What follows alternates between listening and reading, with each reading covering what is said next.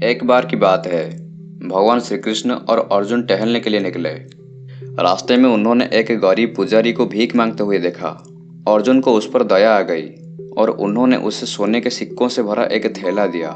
पुजारी ने अर्जुन को धन्यवाद दिया और अपने घर वापस जाने लगा। रास्ते में उसने एक जरूरतमंद व्यक्ति को देखा, लेकिन उसने नजरअंदाज कर दिया क्योंकि उसे सोने के सिक्कों के साथ जल्द से जल्द घर पहुंचना था। कुछ देर चलने के बाद पुजारी को एक चोर ने लूट लिया। पुजारी खाली हाथ घर पहुंचा। पुजारी उदास हो गया और फिर से भीख मांगने चला गया। अगले दिन जब अर्जुन ने पुजारी को फिर से भीख मांगते हुए देखा तो उन्होंने उसे बुलाया और भीख मांगने का कारण पूछा। पुजारी ने उन्हें पूरी घटना बताई। अर्जुन को यह सुनकर फिर से तरस आ गया और उन्होंने इस बार उसे एक हीरे की अंगूठी दे दी। पुजारी खुश हो गया और अपने घर की ओर चल पड़ा। इस बार भी उसने एक जरूरतमंद व्यक्ति को राह पर देखा। इस बार भी उसने पिछली बार की तरह उसे अनदेखा कर दिया। घर पहुंचने पर पुजारी ने देखा कि उसकी पत्नी सो रही है। वो रसोई घर में गया और उस अंगूठी को एक खाली बर्तन में रखकर सो गया। बाद में उसकी पत्नी उठी और नदी से पानी लाने के लिए अपने साथ बर्तन ले गई। जैसे ही उसने पानी भरने के लिए नदी में घड़ा डाला, हीरे की अंगूठी बहता हुआ पानी के साथ चली गई।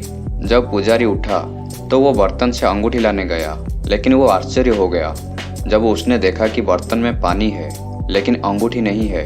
जब उसने अपनी पत्नी से इस बारे में पूछा तो उसने कहा कि उसका हीरे पर ध्यान नहीं था और नदी से पानी लाते वक्त वहां खो गई होगी। पुजारी को अपने दुर्भाग्य पर विश्वास नहीं हुआ और वो फिर से भीख मांगने लगा। अर्जुन ने फिर से उस पुजारी को देखा और उसे फिर से भीख मांगते हुए देखकर हैरान रह गए। अर्जुन ने इसके बारे में पूछा और पुजारी के लिए बुरा महसूस किया और सोचने लगे कि क्या वो कभी सुखी जीवन जी पाएगा। तभी भगवान श्री कृष्ण मुस्कुराए और उस पुजारी को सिर्फ एक तांबे का सिक्का दिया, जो कि दोपहर का भोजन खरीदने के लिए भी पर्याप्त नहीं था। अर्जुन ने कहा, भगवान, मैंने उसे सोने के सिक्के और हीरे दिए, फिर भी उससे कुछ लाभ नहीं हुआ। सिर्फ एक तांबे का सिक्का इस गरीब पुजारी की कैसे काम आएगा। भगवान श्री कृष्ण मुस्कुराए और अर्जुन से कहा कि इंतजार करो और देखो।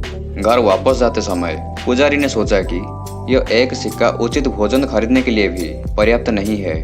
तभी उसने एक मछुआरे को देखा जो बाजार में बेचने के लिए मछली ले जा रहा था। जब पुजारी ने उसे देखा तो उसने सोचा, यह सिक्का मेरी समस्या का समाधान नहीं कर सकता, तो क्यों न एक मछली की जान बचाई जाए। पुजारी मछुआरे के पास जा पहुंचा। उसने उस सिक्के से एक मछली खरीदी।